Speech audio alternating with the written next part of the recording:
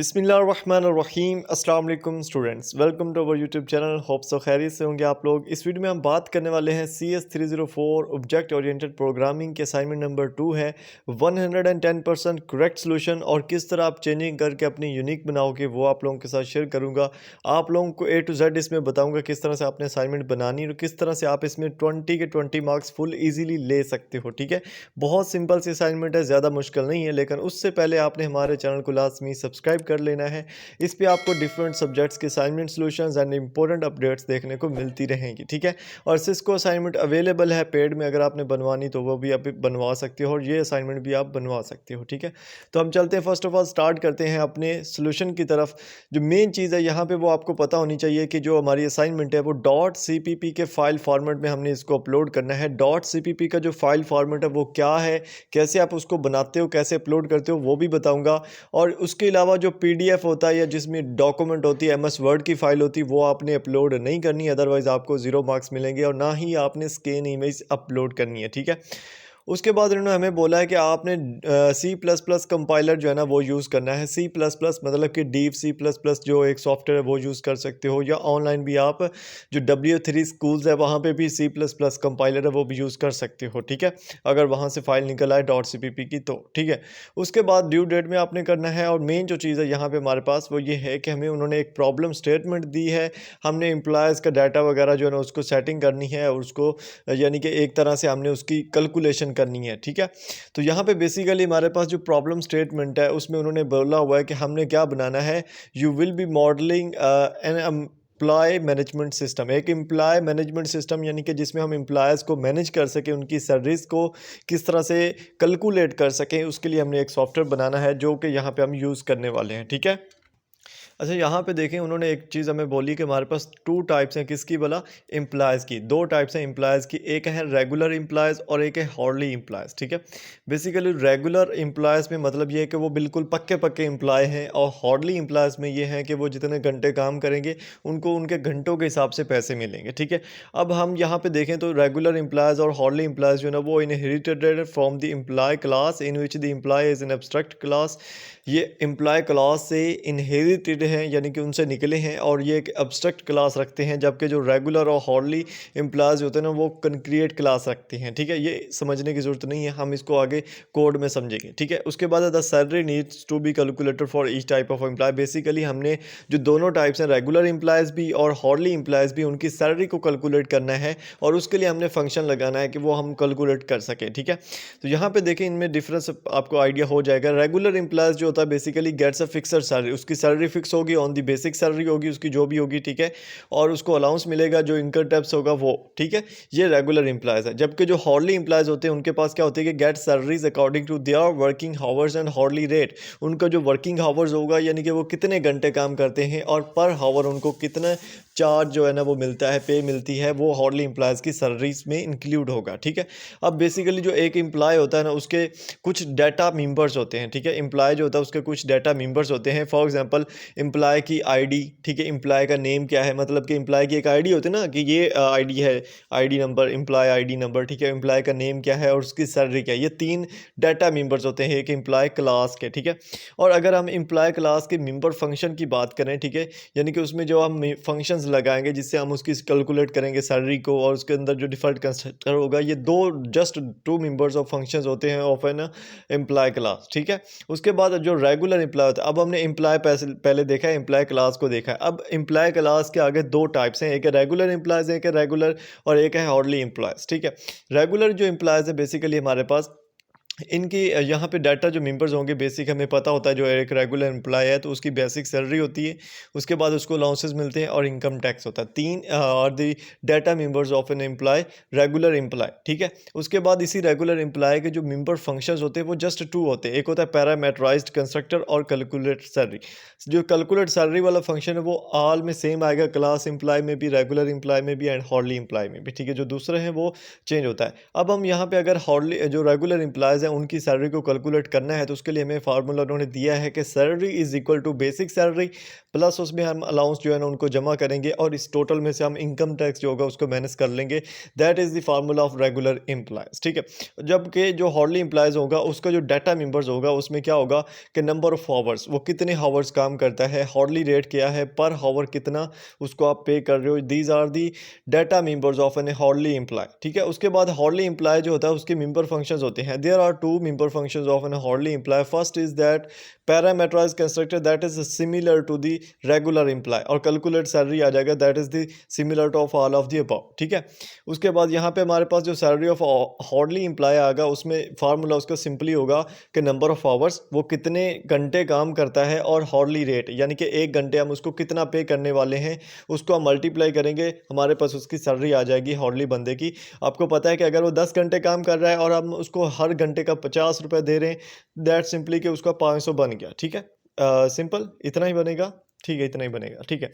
यहाँ पे देखें बेसिक जो चीज़ हमने करनी है, यहाँ पे उन्होंने हमें एक सैंपल आउटपुट दे दिया है, ठीक है। सैंपल आउटपुट में उन्होंने यहाँ पे अगर आप देखो कि बेसिक सैलरी उसने यहाँ पे दे दी है और उसका अलाउंसेस 20,000 है, इनकम टैक्स उसका 5,000 है, हॉर्डली रेट जो है ना वो 3,000 है, और नंबर ऑफ आवर्स 20,000 है, ठीक है। ये एक सैंपल इनपुट है, सैंपल इनपुट है। इस इनपुट की बेस पे उन्होंने हमें एक सैंपल आउटपुट भी दी है कि अगर ये इनपुट होगा तो जो आप कोड लिखोगे जो उसका आउटपुट आएगा वो कुछ इस तरह से आएगा। देखें यहाँ पे जो रेगुलर एम्प्लॉयज़ है उसकी एक लाइन आएगी, उसमें हम लिखेंगे कि रेगुलर एम्प्लॉयज़ विद बेसिक पे उसकी 6,000 है, अलाउंसेस उसके 20,000 है, इनकम टैक्स 5,000 है। अब यहाँ पे इसका फार्मूला लगेगा, रेगुलर एम्प्लॉयज़ का जो फार्मूला है कैलकुलेट सैलरी करने के लिए, ठीक है। तो उसमें हमारे पास फार्मूला क्या था कि हमने सबसे पहले जो उसकी बेसिक सैलरी होती है उसको प्लस करते हैं किसके साथ, अलाउंस के साथ। ये कितना हो गया, 20,000 ये एक तरफ है, 60,000 एक तरफ है, तो ये 80,000 हो गया। और उसके अंदर से जो इनकम टैक्स है वो माइनस कर लेंगे, तो 80,000 में से 5,000 अगर हम माइनस करते हैं तो 75,000 यहाँ पे बचते हैं, ठीक है। समझ आ रही है। तो ये आ गया रेगुलर एम्प्लॉयज़ का फार्मूला हमारे पास, और इसका जो आउटपुट है वो भी आ गया। उसके बाद जो हमारे पास हॉर्डली एम्प्लॉयज़ है वहाँ पे हमारे पास इसका एक सेम आ जाएगी आउटपुट, और उसमें आ जाएगा कि आपका जो हॉर्डली एम्प्लॉयज़ का जो रेट है, हॉर्डली रेट है वो कितना, 3,000 हम उसको पर आवर दे रहे हैं, नंबर ऑफ आवर्स वो 20 काम करता है, जस्ट हम मल्टीप्लाई करेंगे एंड वी गॉट 60,000। ये इसका आंसर आ जाएगा। सेम इसी तरह के हमने जो है ना वो आउटपुट निकालनी है, लेकिन हमारी जो इनपुट होगी वो जो यहाँ पे सैंपल इनपुट दी हुई है ये बिल्कुल भी नहीं होनी। हमारी जो इनपुट होगी वो यहाँ पे आपको शो करवाई गई है। अगर आप इसको अच्छे से पढ़ो तो यहाँ पर उन्होंने बोला है कि you have been given the following sets of values. Set 1 है हमारे पास और सेट 2 है, देयर आर 2 सेट्स, ठीक है। You can use only one in your program. हम एक सेट जो है ना वो यूज़ करेंगे अपने प्रोग्राम में, और उसका जो आउटपुट प्रोग्राम आएगा वो आएगा उसके अकॉर्डिंग, ठीक है। जो भी है हमने दोनों यूज़ नहीं करने, हमने यहाँ से या ये यूज़ करना है या फिर नीचे वाला यूज़ करना है। अब यहाँ पे आपकी असाइनमेंट यूनिक हो सकती है कि अगर मैं फॉर एग्जांपल मैं ये यूज़ कर रहा हूँ सेकंड वाला, तो आप जो है ना वो फर्स्ट वाला यूज़ कर सकते हो। लेकिन कैसे करनी है, चेंजिंग्स कैसे करनी है, और उसके अलावा जो बेसिक चेंजिंग्स होती है जिससे आपका कोड आपका अपना लगता है, वो भी आपको इसी वीडियो में मैं बताता हूँ, ठीक है। हम चलते हैं अब अपने कोड की तरफ। बेसिकली हमारा जो कोड होगा उसमें मैंने सेकंड जो आउटपुट है हमारे पास, यहाँ पे मैं आपको बता देता हूँ पहले, ठीक है। डाटा सेट जो है हमारे पास सेकंड, ये मैंने यूज़ किया है, और मैं ये भी आपको बताऊंगा कि डाटा सेट 1 को कैसे इसमें यूज़ करना है। सिंपल हमने वैल्यूज़ को चेंज करना है, बाकी कोड को चेंज करने की ज़रूरत नहीं है, ठीक है। अब देखें बेसिकली यहाँ पे हमारे पास क्योंकि 3 चीज़ें थी, जैसे मैंने आपको ऊपर वीडियो में बताया 3 चीज़ें थी हमारे पास। एक था क्लास एम्प्लॉय, ठीक है, और दूसरा था हमारे पास रेगुलर एम्प्लॉय, जो रेगुलर एम्प्लॉय, और तीसरा जो हमारे पास आता है वो है हॉर्डली एम्प्लॉयज़, ठीक है। हॉर्डली एम्प्लॉयज़ जो यहाँ पे हम उसको डिस्कस करेंगे, ठीक है। अब देखें यहाँ पे बेसिकली हमारे पास जो क्लास एम्प्लॉय था उसके अंदर हमने ये देखा कि हमारे पास उसके जो है ना मेंबर्स हैं, डाटा मेंबर्स जो हैं वो कौन कौन से थे, ये 3 थे कि उसकी जो एम्प्लॉय आईडी वो क्या है, उसका नेम क्या है, सैलरी क्या है। These are the 3 data members of an class, ठीक है। क्लास एम्प्लॉय ये एक अलग कंस्ट्रक्टर था, ठीक है। और उसके बाद हम क्या करेंगे, यहाँ पे हम जो है ना इसके लिए सारा कोड बनाएंगे कि कैसे इसका जो आउटपुट आएगा जिसमें हम एम्प्लॉय की आईडी लेके आएंगे, नेम लेके आएंगे और सैलरी लेके आएंगे, ठीक है। उसके बाद नीचे देखें तो हमारे पास जो रेगुलर क्लास थी उसमें भी जैसे हमने देखा था कि उसके भी डाटा मेंबर्स हैं, 3 डाटा मेंबर्स हैं कि उसकी सैलरी कितनी, उसका अलाउंस कितना है और इनकम टैक्स कितना है। अब हम इसके लिए इसका जो वो लगाएंगे आउटपुट सारा जो भी हमारा फार्मूला आएगा, यहाँ पे हमारे पास वो फार्मूला आ रहा है। बेसिकली अगर आप देखो तो सैलरी ये कैलकुलेट करने के लिए किसका है, रेगुलर एम्प्लॉय की सैलरी कैलकुलेट करने के लिए, जिसमें हम उसकी बेसिक सैलरी को अलाउंस से प्लस करेंगे और इनकम टैक्स से उनको माइनस कर देंगे, हमारे पास उसका आ जाएगा, ठीक है। अच्छा, यहाँ पे देखें तो salary of a regular employee with basic pay के साथ जो उसकी ये आउटपुट आएगी जो हमारी है ना, इसको आप चेंज भी कर सकते हो, ये आप चेंज भी कर सकते हो, लेकिन आपने चेंज करना नहीं है, ये आउटपुट सेम टू सेम रहेगी। ये जो हमारा यहाँ पे आउटपुट आएगा ना, ये वाली जो लाइन है, इसमें जो टेक्स्ट लिखा हुआ है इंग्लिश वाला, वो सारा यही है, ठीक है। तो आप इसको चेंज नहीं करना आपने, ठीक है। उसके बाद हार्डली एम्प्लॉयज़ क्लास जो हमारे पास है, इसके डाटा मेंबर्स हमारे पास दो थे, एक था नंबर ऑफ आवर्स और एक था हार्डली रेट, और उसके बाद उसकी सारी डिटेल आ जाएगी। उसके बाद यहाँ पे हमारे पास उसका फार्मूला आ जाएगा कि हमने सैलरी जो होती है हार्डली एम्प्लॉय की कैलकुलेट करनी है, तो हम जस्ट नंबर ऑफ आवर्स को हार्डली रेट जो होगा उसके साथ मल्टीप्लाई करेंगे and we got our answer, ठीक है। तो यहाँ पे हमारे पास अगेन हमारे पास जो उसका आउटपुट है वो हमने यहाँ पे लिख दिया, कोई चेंजिंग करने की ज़रूरत नहीं है, ठीक है। अब देखें यहाँ पे बेसिकली यहाँ पे आप चेंज कर सकते हो डाटा सेट नंबर 2 ऊपर, जैसे मैंने कमेंट लिखा है, ये जो होता है ना डबल स्लैश लगा के कमेंट लिखते हैं हम, डबल स्लैश लगा के आप कुछ भी लिख दो, यहाँ पे वो आपके कोड के अंदर इंडल्ज नहीं करता, कोड को वो डिस्टर्ब नहीं करता। आप यहाँ पे अपनी आईडी लिख सकते हो, अपना नेम लिख सकते हो, ये ना आउटपुट में शो होता है ना कुछ, आपको समझाने के लिए यहाँ पे चीज़ें बयान की गई हैं, ठीक है। तो यहाँ पे आपने करना क्या है बेसिकली देखें, अगर डाटा सेट मैं 2 ले रहा हूँ, ठीक है, तो उसकी डाटा सेट 2 में हमारे पास जो वैल्यूज़ थी यहाँ पे कि जो बेसिक सैलरी है, यहाँ पे देखें बेसिक सैलरी कितनी है 75,000, सॉरी डाटा सेट 2 मैंने लिया ना, तो इसमें 65,000 है, तो यहाँ पे मैंने डाटा जो बेसिक सैलरी वो 65,000 लिख दिया। अब उसके जो अलाउंसेज है वो 30,000 है, तो यहाँ पे हमने इसके अलाउंसेज 30,000 लिख दिए, ठीक है। सेम इसी तरह सारी वैल्यूज़ यहाँ पे जस्ट मैंने लिख दी, ठीक है। ये डाटा सेट 2 की वैल्यूज़ है। अगर आप डाटा सेट यहाँ पे लोगे 1, तो आपने डाटा सेट 1 की जो यहाँ पे वैल्यूज़ दी हुई है ना, ये वाली वैल्यूज़ 74 था, ये आपने सेम टू सेम जहाँ पे ये हैं वहाँ पे ये वैल्यूज़ जस्ट आपने चेंज कर देना और कुछ भी नहीं करना, ठीक है। ये मैंने यहाँ पे डाटा सेट 2 की वैल्यूज़ ली हैं, ठीक है। उसके बाद क्रिएटिंग रेगुलर एम्प्लॉयज़, उसके लिए जो हमारा सारा प्रोसेस होगा वो हम यहाँ पे करेंगे।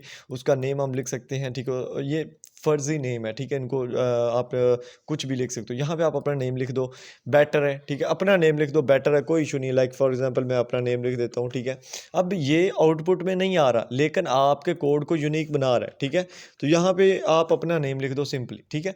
उसके बाद है डिलीटिंग डायनेमिकली एलोकेटेड मेमोरी, जो होगा वो at the end of delete employees हो जाएगा सारा कुछ, ठीक है, उसको छोड़े। अच्छा, अब यहाँ पे बेसिकली ये डीप C++ है जो हम ये यूज़ कर रहे हैं, इसमें हमने सिंपल कोड अपना डाल देना है एज इट, और उसके बाद यहाँ पे आपको ऊपर रन का ऑप्शन शो होता है, F11 भी आप प्रेस कर सकते हो अपने कीबोर्ड से और जस्ट इस पर क्लिक कर सकते हो, ठीक है।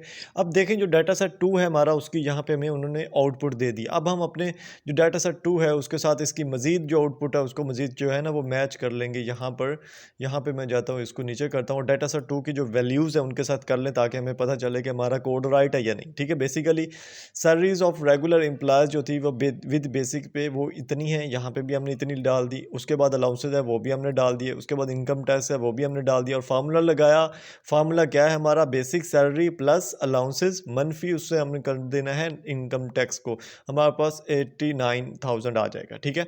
इसी तरह हमारे पास जो हॉर्ली रेट है वो 2500 कह लो, ठीक है, सिंपली 2500 है, ठीक है, और नंबर ऑफ आवर्स वो 10 करता है, ठीक है। तो सिंपली मल्टीप्लाई करेंगे, दे वी गॉट 25,000, ये आंसर है हमारे पास। अब हम इसको क्या करेंगे, हम हमारे पास जो सैम्पल आउटपुट सर ने दी थी उसके साथ मैच करेंगे। हमने अपना लेआउट जो है ना वो उनके साथ मैच करना है, वैल्यूज़ हमने अपनी ऐड की हैं लेकिन लेआउट हमने उनके साथ मैच करना है।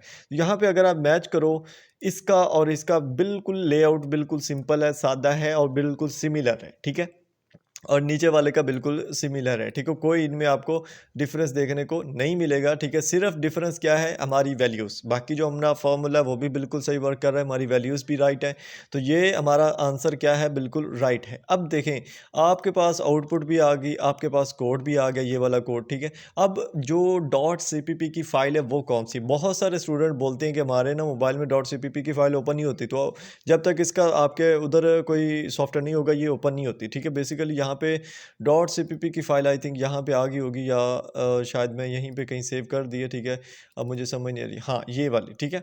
यहाँ पे देखें ये वाली फ़ाइल है, ये वाली फर्स्ट वाली, और यहाँ पे ऊपर लिखा हुआ आ रहा है कि C++ सोर्स फाइल है, ठीक है। तो ये वाली फाइल होती है, इसके ऊपर भी लिखा होता है, मैं यहाँ पे आपको दिखा देता हूँ, इसके ऊपर भी लिखा होता है कि ये .cpp की है, ये ऊपर देखें CPP लिखा हुआ ना, दैट्स मीन्स कि ये .cpp की फ़ाइल है। जब आप अपने LMS ओपन करना है तो वहाँ पे आपने इसको जस्ट ड्रैग एंड ड्रॉप कर दें, अपलोड अपलोड कर दें जैसा आपका दिल करे, तो ये आपने अपलोड करनी तो आपका यहाँ पे क्या है, हो जाएगा। ठीक है, ये आपकी असाइनमेंट यहाँ पे डन होगी। समझ आ गई? आपका बिल्कुल 110% करेक्ट सोल्यूशन आप लोगों के साथ शेयर किया है मैंने, जो कि आप इजीली अपलोड कर सकते हो। चेंजिंग्स भी आपको बता दी जो आप कर सकते हो इजीली। ठीक है, तो ये थी वीडियो, ये था हमारा सारा प्रोसेस। इसके अलावा अगर आपको सिस्को असाइनमेंट्स पेड पे चाहिए या ये असाइनमेंट पेड पे चाहिए, ये जो भी चाहिए, आप मुझे जो है ना वो कॉन्टैक्ट कर सकते हो। लिंक जो कॉन्टैक्ट नंबर है वो नीचे फर्स्ट कमेंट में पिन होगा, वहाँ से देख लें, या डिस्क्रिप्शन में होगा, वहाँ से देख लें। और अगर आपने अभी तक चैनल को सब्सक्राइब नहीं किया तो वो आपने लाजमी कर देना है, ताकि मज़ीद इस तरह की जो वीडियोज़ हैं वो आपको मिलती रहें। और इंशाल्लाह इसी तरह की वीडियोज़ मैं अपलोड करता रहूँ। मिलता है नेक्स्ट वीडियोज़ में। अपना ख्याल रखिएगा। अल्लाह हाफ़िज़।